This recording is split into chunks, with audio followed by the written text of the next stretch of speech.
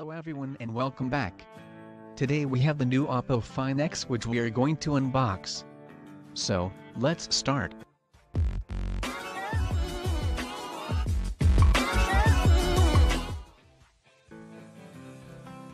On opening the box, we have some documents, some ejector tool, and Type-C to 3.5mm adapter.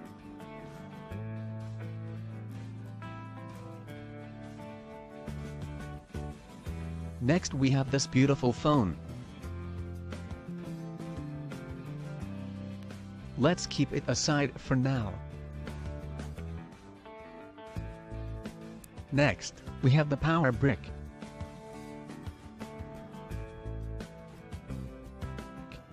Earbuds. And Type-C USB cable.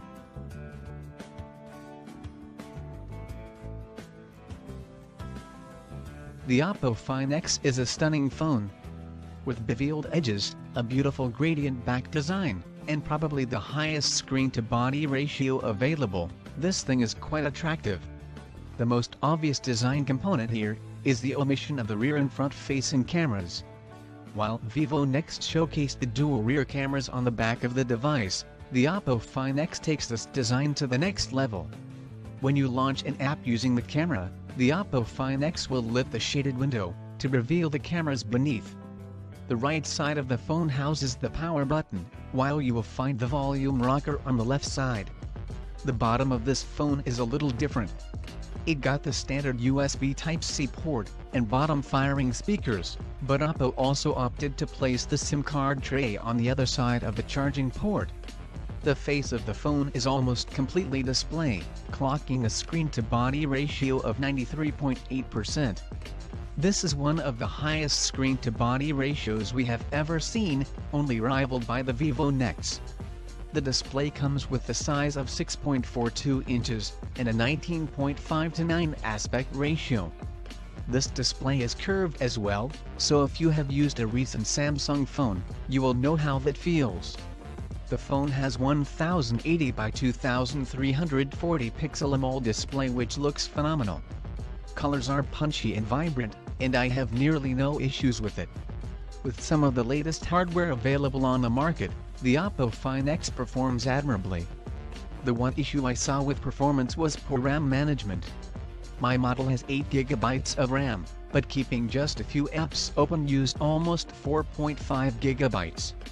The Find X packs a Qualcomm Snapdragon 845, 8GB of RAM, 128 or 256GB of internal storage, and a 3730 mAh battery. This kept the device running smoothly the entire week, and I really didn't notice any hiccups during this time.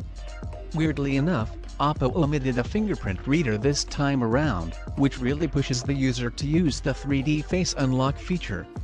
Sadly, you won't find a headphone jack on this device, but Oppo includes a dongle in the box.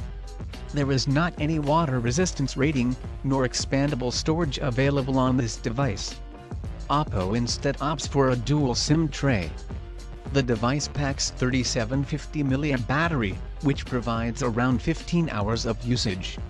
The device comes with Android 8.1, with Color OS on top of it. Despite being hidden inside the phone, the cameras aren't actually that bad. The rear-facing 16-megapixel and 20-megapixel cameras perform quite decently. I found they tended to overexpose images more often, but the dynamic range was pretty damn solid. The 25MP front-facing camera performed just as well. Selfies seem to have nice skin tones, but could have been a bit sharper in my opinion. The mechanism opens up pretty immediately when you launch the camera app. The live view didn't appear for 3 or 4 seconds. Oppo definitely needs to fix this, because it made catching fleeting moments hard.